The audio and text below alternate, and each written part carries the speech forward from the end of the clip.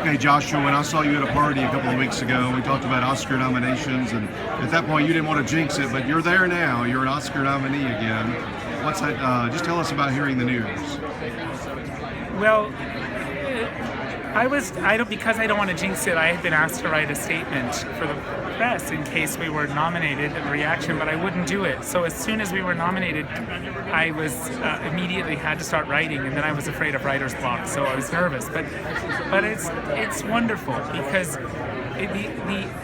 we just recently released The Look of Silence in Indonesia online, and people were starting to see it. It was getting seen by thousands of people a day, but suddenly the moment it was nominated, the numbers of people seeing it in Indonesia have just skyrocketed. There's this sense that people are discovering the film in a whole other way, and that means that people are discovering not just the Indonesian genocide as this sort of unknown or sort of forgotten and underreported atrocity, one of the biggest atrocities in human history, but more than that, they're discovering what are really the universal and timeless issues of the film, which is impunity. What does mass violence, when there's no justice, when there's no acknowledgement, when there's not even a chance for the victims or the survivors rather to mourn, what does that do to us? What does it do to our humanity, to our societies?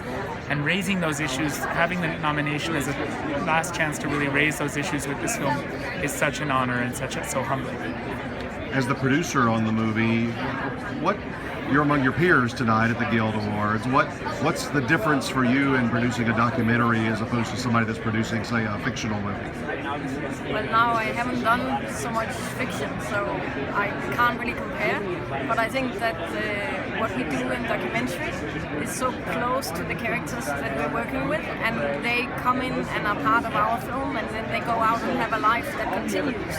And so a lot of producing a documentary is about how to manage that is possible. And with a character like ours, Adi, Raccoon, who's so extremely brave and sharing a story that's a very tough story of a genocide and what happened to his family in a fairly hostile environment in Indonesia, it's a great responsibility. So I think for me that has been the main concern making this film. Congrats on all the success and good luck tonight.